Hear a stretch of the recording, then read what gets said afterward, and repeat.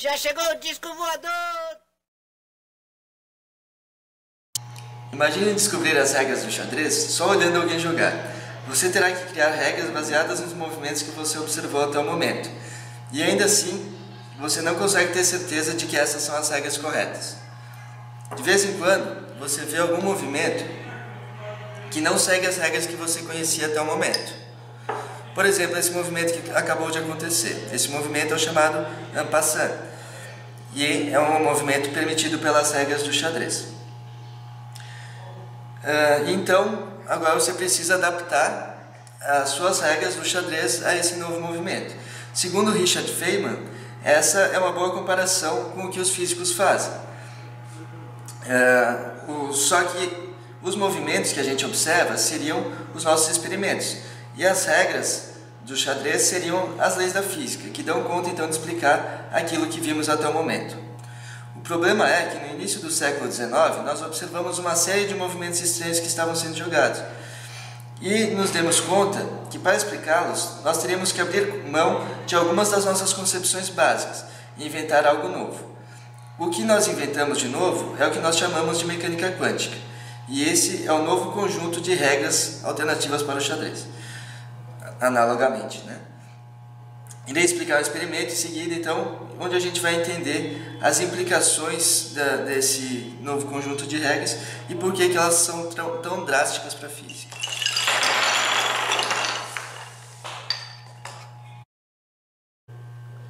Primeiro, imagine esse cenário. Alguém lançando objetos em uma parede muito distante.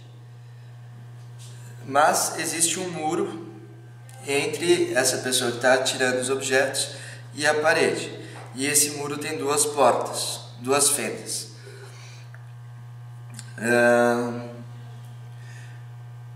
Ele atira uma partícula de cada vez. E essa partícula, então, para atingir a parede aqui atrás, ela tem que passar ou por uma porta ou pela outra. Então ele vai começar a atirar as partículas uma de cada vez. E com o tempo, então, depois de passado algum tempo, a gente vai ter formado aqui atrás de cada porta dois grupos de partículas. Então, isso seria óbvio para qualquer partícula que a gente jogasse, mas não é. Quando esse experimento foi feito com partículas muito pequenas e fendas também muito pequenas, e quando eu digo partículas muito pequenas eu estou falando de elétrons, os resultados obtidos não foram nem próximos dos esperados. Ao invés da gente formar aqueles dois grupos de partículas, um atrás de cada porta, a gente observou que se formou um grupo de partículas grandes no meio e outros grupos de partículas espalhados então dessa forma, né, na parede, no anteparo que estava sendo atingido pelos elétrons. Como a gente está falando de elétrons, são coisas muito pequenas, a gente não conseguia ver esses elétrons nas suas trajetórias, mas a gente botava um material sensível aqui que marcava então onde essas partículas atingiam.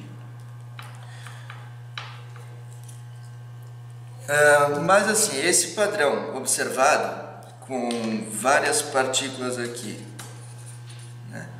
Algumas partículas aqui, algumas partículas aqui, algumas partículas aqui, algumas aqui, algumas aqui, algumas aqui.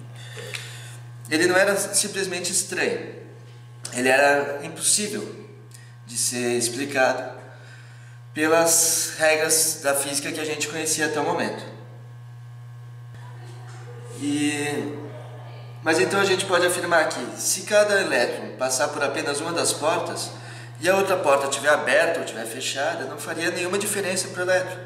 E assim a gente ainda continuaria tendo dois grupos de partículas aqui no nosso anteparo.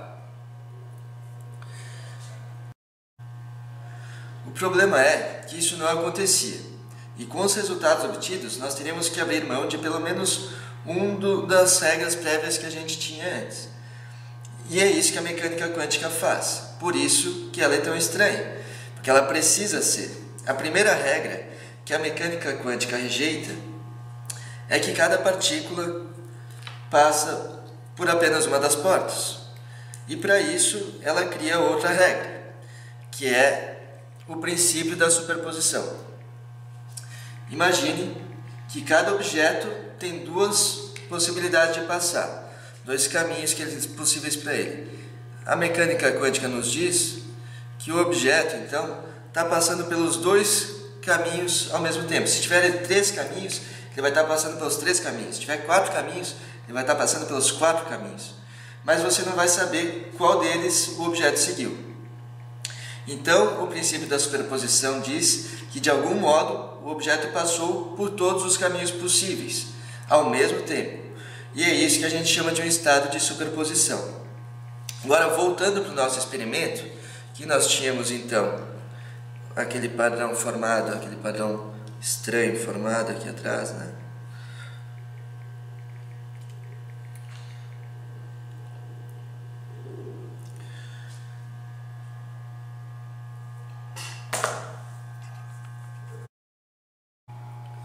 Voltamos ao nosso experimento.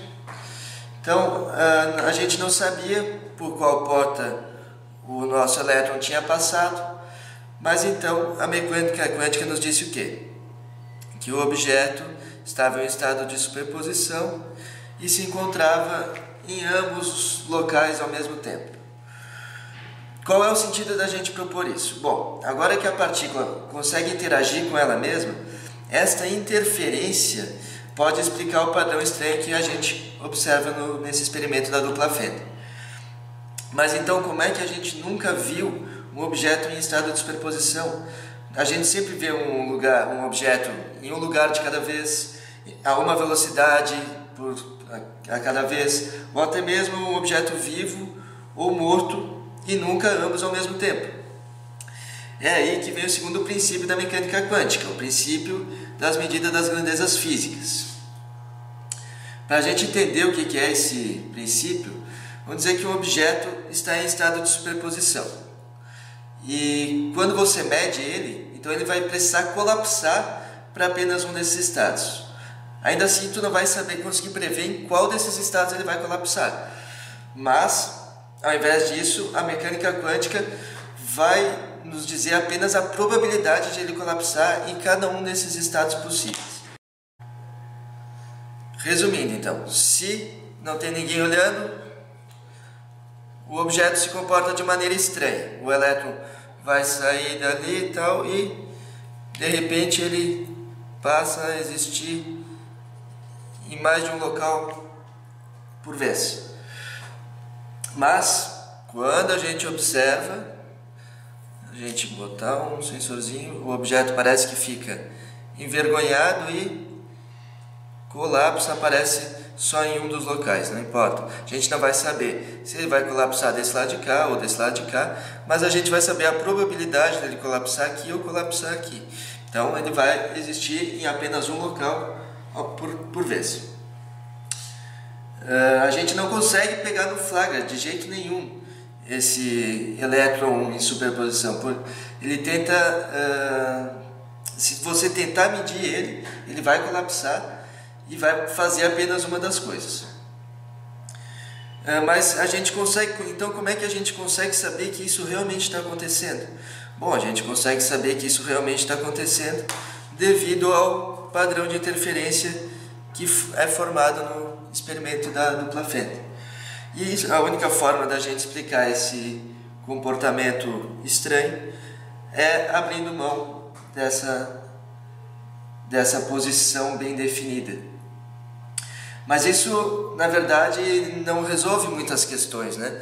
Eu acho que no fim acaba gerando mais questões ainda. Por exemplo, o que realmente é essa superposição? Será que a partícula... Bom, será que o elétron ele vem e ele se divide em dois e parte metade de cada lado, depois se junta de novo? Ou será que podem existir múltiplos universos, sendo que em cada um deles a partícula está fazendo uma das coisas que é possível para ela? Ou será que a partícula está fazendo apenas uma das coisas e a gente não sabe qual é? E quanto também ao princípio das medidas físicas, quem é que precisa estar medindo? Precisa ser um ser consciente ou pode ser apenas um sensor? Por que o universo se importa se está sendo observado ou não? Parece que o elétron tem vergonha de estar sendo observado. São coisas que são todas essas questões, elas são questões óbvias de serem feitas sobre a mecânica quântica. E muitas delas ainda não têm resposta. Por isso que a mecânica quântica é tão interessante. Bom, pessoal, acho que é isso que eu queria falar por hoje.